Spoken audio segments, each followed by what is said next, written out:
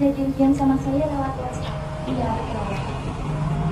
Kalau boleh tahu, sebelumnya dapat informasi terkait bimbingan konseling di sini dari siapa ya, Mbak? Kebetulan saya punya teman kuliah, dia pernah melakukan bimbingan konseling ke ibu. Kebetulan teman saya itu teman sekolah saya, jadi beliau menyarankan untuk melakukan konseling kepada ibu. Kalau boleh tahu, Mbak Erna ini baru pertama kali atau sudah pernah melakukan bimbingan konseling ya, Mbak? Sebelumnya belum pernah. Jadi baru pertama kali sama saya ya, Mbak? Iya.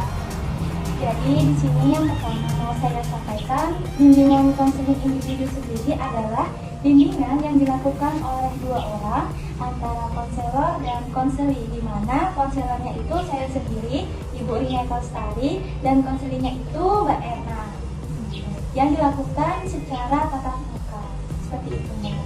Kemudian kami juga di sini memegang asas-asas, Mbak. Yang pertama itu terkait asas kerahasiaan. Jadi insya Allah permasalahan yang Mbak Erna akan ceritakan kepada saya akan saya pegang, akan saya rahasiakan dari pihak manapun.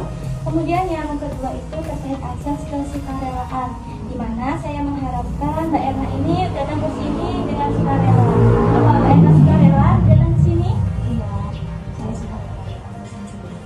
Kemudian asas selanjutnya yaitu keterbukaan. Saya harap nanti Mbak Erna mau terbuka membicarakan permasalahannya kepada saya. Mbak Erna siap dan percaya kepada saya? Iya. Aksi yang terakhir yaitu bahwa keputusan terakhir itu ada di tangan Mbak Erna sendiri. Jadi seperti itu ya, Mbak. Mbak Erna ini berarti kuliah ya, Mbak? Kalau boleh tahu kuliah di mana, Kak? Kuliah di UIN. Oh, di UIN ya, Mbak. UIN Samarinda Seberang. Oh, iya, Kak. Bagus. Kalau boleh tahu nih, Mbak, tujuan Mbak Erna datang ke sini ada apa? Saya ingin menciptakan masalah saya sih, untuk mencari solusi sebenarnya. Saya ini pusing gitu nah, kayak saya ini kan kuliah, banyak tugas gitu kan. Terus juga dari itu tuh selain tugasnya yang banyak, terus juga dosennya tuh kayak killer juga gitu nah. Jadi saya tuh kayak pusing banget, stres juga lah gitu karena tugasnya banyak banget gitu. Kalau boleh tahu Mbak Erna ini semester berapa? Kalau saya kayaknya baru semester 4 sih. Memang Mbak, waktu semester 4 itu ya memang lagi banyak-banyaknya tugas. Jadi sering orang datang kepada saya ya hampir sama permasalahannya seperti yang Mbak Erna alami. Jadi terkait pusing gitu ya Mbak, banyak tugas dari dosen, terus Mbak dosen lagi yang mungkin killer gitu ya. Kalau boleh tahu Mbak Erna ini tugasnya itu kira-kira berapa? Maksudnya yang diberikan dosen itu berapa dalam sehari? Kayak nggak nentu gitu, kadang satu dosen tuh bisa ngasih 2 atau 3 tugas dan dikumpulnya tuh kan dalam waktu yang bersamaan gitu nah, sedangkan tugas yang satu ini belum sudah dikasih lagi gitu, terus kayak banyak tuntutannya harus bisa itu sedangkan saya tuh kayak pusing kenapa satu belum udah satu gitu. Jadi mungkin di sini solusi yang bisa saya berikan, yang saya tawarkan kepada Mbak Erna. Yang pertama itu Mbak Erna ini sepertinya kurang waktu untuk waktunya Mbak Erna sendiri, me time. Waktu Mbak Erna menenangkan diri sendiri, melepaskan sejenak tugas-tugas yang diberikan dosen. Atau Mbak Erna pernah dalam seminggu nih misalnya nggak kepikiran tentang tugas? Nggak pernah sih, pasti kepikiran terus ya Mbak. Ya itulah pentingnya Mbak Erna harus meluangkan waktu sedikit dari seminggu itu. Mungkin hari-hari libur seperti Sabtu atau Minggu Mbak Erna harus meluangkan waktu untuk dirinya Mbak Erna sendiri. Seperti itu ya Mbak. Kalau untuk di kelas sendiri Mbak Erna pernah merasakan kayak pusing, bingung gitu di dalam kelas? Jadi kayak saya tuh nggak fokus gitu loh kayak ngedengerin penjelasan dosen. Misalkan dosen tuh lagi ngejelasin, saya tuh kayak fokus tugas ini belum, terus kumpulnya tuh besok nggak lama, pasti ditagih gitu sama dosen. Jadi kayak nggak fokus dengerin pelajaran dari dosen kan, terus saya tuh kayak bingung gitu nah gimana gitu, jadi kayak pusing lagi gitu, nggak fokus lagi ngedengerin. Mungkin solusinya yang bisa saya berikan, kalau saat Mbak Erna nih di kelas merasakan gangguan yang seperti itu, Mbak Erna harus melakukan peregangan kecil-kecilan Mbak, seperti mungkin memutar-mutar leher, kemudian berdiri sejenak atau keluar sejenak, menghirup udara segar, memikirkan tugas seperti itu Mbak. Kemudian kalau boleh tahu Mbak Erna ini dekat nggak dengan teman-teman di kelas?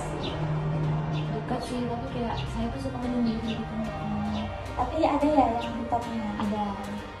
Mungkin juga bisa nih saling sharing terkait tugas dengan teman dekat Mbak, teman kelas Mbak, terkait tugas yang diberikan dosen kan banyak ya Mbak. Nah itu mungkin kita bisa sharing kepada teman, jadi nanti secara tidak langsung mungkin teman juga bisa membantu kita untuk menyelesaikan tugas-tugas yang dari dosen. Kalau boleh tahu Mbak Erna ini kuliahnya satu minggu berapa hari Mbak? 3 hari. Rabu, Kamis, Jumat. Tapi kuliahnya tuh kayak dari pagi sampai sore. Jadi tugasnya bisa dosen satu belum pulang, masih lagi tugas satu lagi. Jadi dalam seminggu itu ada 3 hari masuk kuliah ya Mbak? Nah mungkin di hari-hari seperti Senin, Selasa itu kan nggak masuk kuliah ya Mbak? Nah Mbak Erna bisa nih, yang pertama tuh melakukan perencanaan Mbak. Jadi Mbak Erna mungkin bisa menyusun tugas-tugas dulu yang mana yang mau dikerjakan terlebih dahulu. Memang tugasnya banyak kan Mbak, kalau kita dapat tugas banyak, kita bakal bingung nih mana yang mau dikerjakan dulu. Nah solusinya adalah kita mungkin bisa membuat list-listan terkait mana tugas yang memang harus dikerjakan terlebih dahulu. Nah jika sudah ada list-listan itu, nah di hari libur seperti Senin dan Selasa, Mbak Erna bisa menyicil mengerjakan tugas-tugasnya. Seperti itu Mbak. Terus Mbak Erna ini suka jalan-jalan atau enggak? Suka, tapi kayak karena kalau sendiri itu enak jalannya, cuman kalau rame itu kayak nggak bisa juga sih. Kayak suka sendiri tapi nggak suka rame gitu. Tadi kan Mbak Erna bilang kuliahnya 3 hari ya, seminggu. Kemudian yang Senin sampai Selasa mungkin Mbak Erna bisa luangkan waktu buat mengerjakan tugas. Nah mungkin di hari Sabtu atau Minggunya Mbak Erna bisa jalan, menenangkan diri atau me time tadi seperti yang awal saya sampaikan ke Mbak Erna. Mungkin bisa jalan kemana yang membuat hati dan suasana pikiran Mbak Erna itu tenang gitu. Jadi kayak relax kembali seperti itu Mbak. Mungkin bisa ya diluangkanlah waktunya dalam seminggu sekali, mungkin jalan-jalan ke taman atau kemanapun yang Mbak Erna rasa Mbak Erna bisa segar kembali. Mbak Erna juga bisa melakukan meditasi, mungkin kalau nggak sempat keluar rumah nih, Mbak Erna bisa melakukan meditasi kecil-kecilan seperti itu Mbak, agar menenangkan diri, pikiran, dan jiwa Mbak Erna seperti itu. Mungkin bisa saya lakukan sebelum pulang dari sini nanti ya. Memang tuntutan kita itu di dalam kuliah itu ya pasti tidak terlepas sama yang namanya tugas ya Mbak. Sebaik-baiknya tugas adalah tugas yang yang selesai, yang dikerjakan tepat waktu seperti itu. Jadi Mbak Erna jangan merasa tugas-tugas itu menjadi beban buat Mbak Erna. Tapi Mbak Erna harus mampu menyamankan diri Mbak Erna sendiri terkait tugas-tugas yang diberikan di situ. Kalau Mbak Erna merasa nyaman, merasa tenang mengerjakannya, insya Allah itu tidak menjadi beban. Jadi Mbak Erna tidak merasakan dan apa-apa yang tidak boleh itu nggak Mas. Jadi mungkin untuk mengatasi dosen yang kita ini kan kayak susah gitu ya Mbak. Ibaratnya tuh kita takut, pasti ada rasa takut untuk bertanya atau mungkin apa gitu. Nah itu Mbak Erna jangan merasa takut untuk bertanya kepada dosen yang seperti itu, karena kita tidak tahu nih Mbak, ada beberapa dosen yang memang dosen itu killer, tapi sebenarnya baik, tujuannya itu untuk kebaikan mahasiswanya gitu. Jadi Mbak Erna nggak boleh jangan pernah melupakan bahwa dosen itu adalah seorang manusia yang juga punya perasaan, yang juga tidak luput dari kesalahan gitu.